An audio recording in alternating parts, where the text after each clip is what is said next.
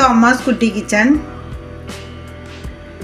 இன்னைக்கு பாசிப்பருப்பை வச்சு சூப்பரான ஈவினிங் ஸ்நாக்ஸ் தான் பண்ண போகிறோம். அது என்னென்னா ஸ்வீட்டான பாசிப்பருப்பு பணியாரம் தான் பண்ண போகிறோம். வீடியோவை ஸ்கிப் பண்ணாமல் கடைசி வரைக்கும் பாருங்கள். வாங்க வீடியோக்குள்ளே போகலாம். பாசிப்பருப்பு பணியாரம் செய்கிறதுக்கு 3/4 டம்ளர் பாசிப்பருப்பு எடுத்துக்கோங்க. 1/4 டம்ளர் துவரம்பருப்பு போட்டுக்கணும். இப்போ இதை வாஷ் பண்ணி எடுத்துகிட்டு வந்துடலாம். வாஷ் பண்ணி எடுத்துகிட்டு வந்த பிறகு மூழ்கிற அளவுக்கு தண்ணி ஊற்றி ஒரு 10 நிமிஷம் ஊற வச்சுக்கலாம்.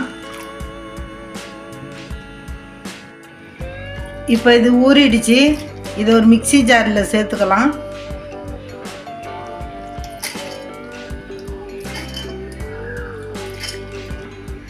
இதை மூடி போட்டு நல்லா நைஸாக அரைச்சி எடுத்துகிட்டு வந்துடலாம்.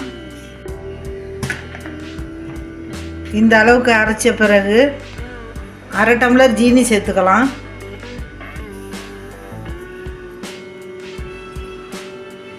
ரெண்டு ஸ்பூன் அரிசி மாவு.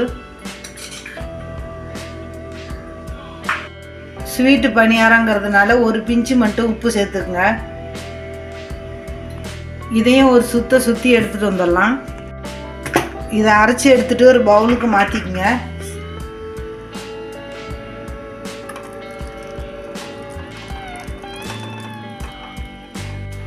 இதில் 1/2 ஸ்பூன் ஏலக்காய் பொடி போட்டு மிக்ஸ் பண்ணி விட்டுக்குங்க. 1/2 மூடி தேங்காய் துருவி சேர்த்துக்கணும். இப்போ இதெல்லாம் மிக்ஸ் பண்ணிக்கலாம். இந்த மாதிரி இட்லி மாவு பதத்துக்கு மிக்ஸ் பண்ணிக்கணும். ரொம்ப தண்ணியாக இருந்துச்சுன்னா அரிசி மாவு வேணால் சேர்த்துக்கலாம். அடுத்தது ஸ்டவ் ஆன் பண்ணி ஒரு பணியார கல் போட்டுக்குங்க. இதில் ஆயில் அப்ளை பண்ணிக்கலாம். இது நான்ஸ்டிக்குங்கிறதுனால எண்ணெய் கம்மியாக சேர்த்துருக்குறேன். இதே உங்கள்கிட்ட இரும்பு கல்லாக இருந்துச்சுன்னா எண்ணெய் கொஞ்சம் கூட சேர்த்துக்குங்க. அப்போ தான் ஒட்டாமல் வரும். கல் சூடாயிடுச்சு. மாவை இதில் ஊற்றிக்கலாம்.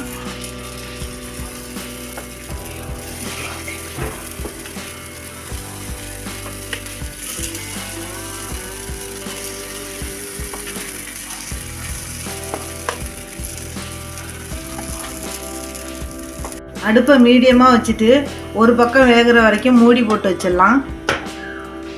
நேற்று கேட்ட விடுதலைக்கான ஆன்சர் சேர். கரெக்டாக சொன்னவங்களுக்கெல்லாம் வாழ்த்துக்கள். இன்றைக்கான கொஸ்டின் என்னென்னா, ஆலோவேரா என்ற கற்றாழையை வச்சு என்னென்னலாம் செய்யலான்னு கமெண்டில் சொல்லுங்கள். அதோட பயன்லாம் என்னென்னு கமெண்டில் சொல்லுங்கள். ஒரு பக்கம் வெந்திருக்கும். ஓப்பன் பண்ணி திருப்பி விட்டுடலாம்.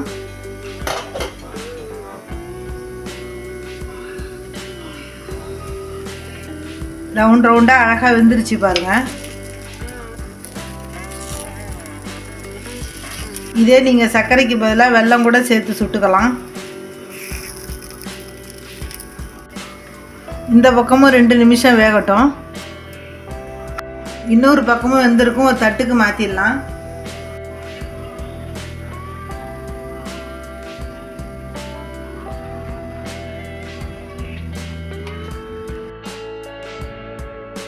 இதே மாதிரி மீதம் உள்ள மாவையும் ஊற்றி எடுத்துக்கலாம்.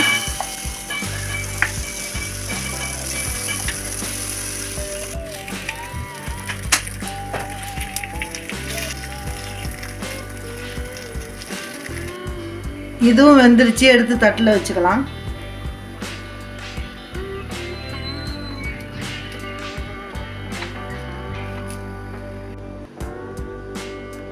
அவ்வளோதான், ஸ்வீட்டான பாசிப்பருப்பு பணியாரம் ரெடி ஆகிடுச்சு. இதை நீங்களும் ஈவினிங் டைமில் செஞ்சு சாப்பிட்டு பாருங்கள். அம்மாஸ் குட்டி கிச்சனுக்கு லைக், ஷேர், கமெண்ட், சப்ஸ்கிரைப் பண்ணுங்கள். நன்றி, வணக்கம்.